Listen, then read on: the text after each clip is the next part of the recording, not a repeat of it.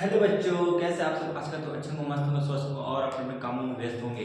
तो सारा काम छोड़कर आ जाइए अपने एग्जाम की ओर। तो देख सकते हैं यहाँ पे ये हमारा हम लोग का सेट नेक्स्ट सेट है। तो नया जो है सेट 3 अभी स्टार्ट कर रहे हैं। इसका सॉल्यूशन हम लोग देखेंगे वन बाय वन करके। तो देख, ये फर्स्ट सेट 1 सेट 2 का सॉल्यूशन यदि समझ नहीं आए तो कमेंट करके बता सकते हैं। और आपका खुशखबरी की बात यह है कि 24 तारीख जो डेट था वो एग्जाम बढ़ करके 2 तारीख हो गया है ना। तो देखिए 2 तारीख को आपका एग्जाम होगा, यानी कि 2 मार्च को। तो 2 मार्च को एग्जाम होने से पहले आपको सारी तैयारी कर लेनी है, ठीक है। तो जिस सब्जेक्ट का चाहिए आपको डिस्कशन के साथ, तो आप हमको कमेंट करके बता सकते हैं, ठीक है। उसी सब्जेक्ट का आपके पास बीच लाएंगे, ठीक है। तो चलिए फर्स्ट क्वेश्चन क्या है। जीरो एक संख्या है। जीरो एक कौन सी संख्या है? प्राकृतिक संख्या है ना। तो जीरो एक कौन सी संख्या? प्राकृतिक संख्या। 8 को जीरो से भागा देंगे तो क्या होगा? देखिए 8 को जीरो से भागा देंगे, जीरो से 8 को भागा तो क्या होगा भाई? तो ये होगा इंफिनिटी। क्या हो जाएगा? इंफिनिटी। और -9 का योज्य प्रतिलोम। योज्य प्रतिलोम क्या होगा? आपको बार बार बता रहे हैं कि ये क्वेश्चन योज्य प्रतिलोम प्लस माइनस का साइन चेंज करना है। तो जब माइनस रहेगा तो प्लस कर देना, यानी इसका आंसर हो जाएगा क्या? +9। जिस ऑप्शन में 9 होगा उसको करेक्ट कर देंगे, ठीक है। दूसरा क्वेश्चन है 5 का गुणात्मक। देखिए 5 का गुणात्मक यहाँ पे नीचे 1 छुपा हुआ रहता है। तो 5/1 का गुणात्मक प्रतिलोम क्या हो जाएगा? इसी का अपोजिट कर देंगे 1/5। इसका आंसर हो जाएगा। देखिए इंफिनिटी, इसका नाम है इंफिनिटी, लेकिन इंफिनिटी यदि नहीं दिया हुआ रहेगा तो इसको हम लोग कह देंगे इसको अपरिभाषित। क्या कहेंगे? अपरिभाषित या फिर परिभाषित नहीं, ठीक है। इसको कर देंगे अपरिभाषित या फिर परिभाषित नहीं। यह परिभाषित नहीं किया जा सकता है क्योंकि यहाँ पे 8 कोई है, मतलब 8 रुपए है और एक भी आदमी नहीं है, तो कैसे बांटेंगे भाई? है कि नहीं? 8 रुपए को किसको बांटेंगे? कोई है ही नहीं है। तो इसको आप परिभाषित करेंगे या फिर परिभाषित नहीं। नेक्स्ट क्वेश्चन क्या? 11/24 खाली स्थान इक्वल टू इतना में रिक्त स्थान में क्या होगा? तो देखिए इसको सॉल्व करते हैं। 11/24 भागा है तो भागा, यहाँ पे कुछ नहीं, मतलब x ले ली, इक्वल टू -11/15। देखिए इसको सॉल्व करते हैं बहुत ही आसान तरीका से। देखिए 11/24 मल्टीप्लाई, डिवाइड को मल्टीप्लाई में चेंज करेंगे, यहाँ पे कुछ नहीं, मतलब 1 है, इसका साइन चेंज हो जाएगा। 1/x equal to -11/15। अब इसको सॉल्व करेंगे, ठीक है। देखिए 11 11 कट गया, अब क्या बचा? x। 1/x इक्वल टू, देखिए इसको मल्टीप्लाई इधर से बुला देंगे तो -24 हो जाएगा बट्टे 15। तो इसको काट दीजिए, 3 का 3 और 24, 3 बचे 15। अब इसको क्या करेंगे? इसको चेंज कर देंगे, इसको भी चेंज, इसको भी चेंज। x equal to -5/8। ये क्या हो जाएगा? इसका आंसर है ना, -5/8। दूसरा क्वेश्चन क्या है? -2/3 का समतुल्य परिमेय संख्या है। तो आपको बताया कि कभी 2/2 से गुना करेगा, कभी 3/3 से गुना करेगा, कभी 4/4 से गुना करेगा। देखिए -2/3 है, इसमें किसी से भी गुना करके आपको कंफ्यूज कर सकता है। 2/2 से तो दोनों में 2/2 से मल्टीप्लाई करना है, 3/3 से तो तीन दोनों में 3/3 से गुना करना है। जितना आंसर आएगा उतना ही आंसर आपको ऑप्शन देख के टिक करना है। तो इसका आंसर क्या जाएगा? -4/6, ठीक है। क्लियर? 4/4 से भी मल्टीप्लाई कर सकते हैं, 5/5 से भी कर सकते हैं, 6/6 से भी कर सकते हैं, आपकी मर्जी। बट ऑप्शन के हिसाब से चलता है, नहीं कि अपना दिमाग लगाना है।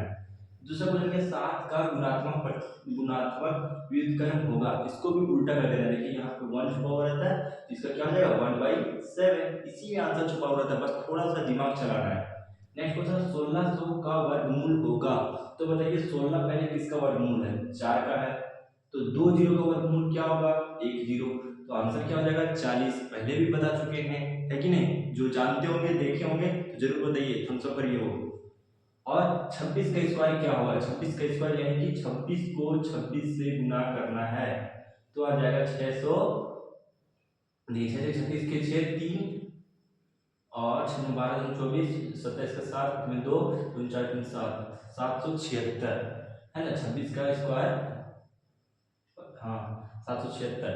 दूसरा क्वेश्चन है कि 0.25 का वर्गमूल क्या होगा? पहले ये बताइए 25 किसका वर्गमूल है? 25 किसका वर्ग है? 5 का।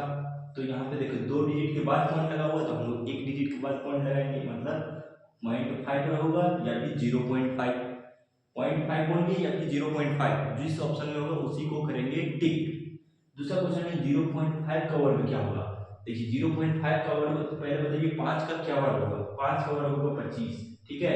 लेकिन पॉइंट का ध्यान रखना है, देखिए 2 डिजिट के बाद लगा हुआ है तो वर्ग के बाद 4 डिजिट में हो जाएगा, 2 और 2 4। देखिए 2 डिजिट है तो 1 0 1 0 यानी कि 0.0025 जिस ऑप्शन में होगा उसी का आंसर होगा, वही आंसर होगा। उससे क्या है, एक माइनस 1/3 और 1/5 के बीच परिमेय संख्या। देखिए माइनस 1/3 और 1/5 के बीच परिमेय संख्या। तो पहले एलसीएम लीजिए इसका, 3 और 5 का एलसीएम कितना हो जाएगा, 3 और 5 का एलसीएम 15 है ना, एलसीएम 15, तो 3 बचे 15, तो -1/3 15 बनाने के लिए कितना से मल्टीप्लाई करेंगे, 5 से, और इसको 1/5 15 बनाने के लिए 3 से मल्टीप्लाई करेंगे। तो देखिए यहाँ पे कितना आ गया, -5/15, और यहाँ 3/15 आ गया। अब इसको क्या करना है, के बीच परिमेय संख्या जितना होगा आपको देख के टिक करना है। देखिए इसके बीच क्या क्या हो सकता है, इसके बाद क्या आएगा, -4/15, और क्या होगा, -3/15, और क्या होगा, -2/15, और क्या होगा, -1/15, और क्या होगा, 0 हो सकता है, और क्या होगा, 1/15, और क्या होगा, 2/15। इस ऑप्शन में जो ऑप्शन होगा उसी को करना है टिक। समझ में आ रहा है, इस ऑप्शन में जो भी होगा उसमें से एक ही चुनना है, जिस ऑप्शन में होगा।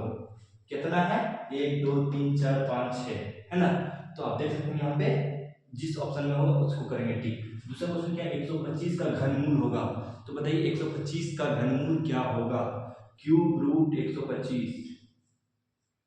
125 किसका वर्ग है, किसका घन है, तो ये है आपका 5 गुने 5 गुने 5, यानी 3 का जोड़ा 5 निकलेगा, है ना। इसका आंसर क्या हो जाएगा, 5। हम लोग पहले भी कर चुके हैं, गुणनखंड विधि से आप कीजिए 125 का। देखिए 5 5 5 3 बार आएगा तो 3 का पेयर 1 निकलता है, तो 1 यानी कि 5 आंसर। दूसरा क्वेश्चन क्या है, संख्या 8 का घन होगा, तो 8 का क्यूब करना है, 8 को पावर में 3, तो इसको जब 8 से गुना करेंगे तो आएगा 512, ठीक है। 8 8 64, 64 8 512, 8 को 3 बार गुना करना, 8 गुने 8 गुने 8, तो 8 8 64, फिर 64 को 8 से गुना करेंगे तो आ जाएगा 512 आंसर।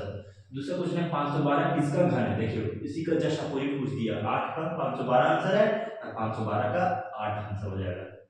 आ रहा समझ में, नहीं आ रहा है तो 512 को आप ऐसे तोड़िए, पहले ऐसे फैक्टराइज करिए, गुणनखंड करिए। देखिए 8 64 बार में कटेगा, फिर 8 80 बार में कटेगा, तो 3 का पेयर 1 निकलता है, आंसर 8, ठीक है। अब बताना है 216 किसका स्क्वायर है, 216 का घनमूल क्या होगा, इसका हो जाएगा 6, 6 का घनमूल है ये, 6 का 6 को 6 से 6 बार 3 बार गुना कीजिए, देखिए 216 आ जाएगा, 6 6 36, फिर 36 को 6 बार गुना कीजिए तो 216 आ जाएगा, 216 यानी क्या समझे कि 6 गुने 6 गुने 6 3 बार गुना किया गया है, ठीक है। 3 बार गुना करेंगे तो आ जाएगा, और नहीं आता तो स्टॉप कीजिए। देखो 6 को 3 बार आ जाएगा तो एक पेड़ बनेगा तो निकाल दीजिएगा। 7 का घन का इकाई है, तो 7 का घन क्या होगा, 7 का घन मतलब 7 के पावर 3, यानी कि 7 गुने 7 गुने 7, तो 7 7 49, 49 7 होगा 343। अब 343 का इकाई अंक देखना है, इकाई अंक यानी कि 3, तो इसका आंसर क्या हो जाएगा, 3। आगे समझ में, तो मिलेंगे हम लोग नेक्स्ट वीडियो में, तब तक के लिए। तो गाइस ये है सेट 3 अभी कंप्लीट नहीं हुआ, तो सेट 3 कंप्लीट हो जाएगा, उसके बाद जो सब्जेक्ट आपसे बोलेंगे उसी सब्जेक्ट का वीडियो लाएंगे आपके सामने, ठीक है। तो देखिए आप यदि इस चैनल को सब्सक्राइब नहीं कर दिए हैं तो कर लीजिएगा, पिंटू फैमिली ब्लॉग, जिसमें से 400 प्लस सब्सक्राइबर है, ये है। Thank you.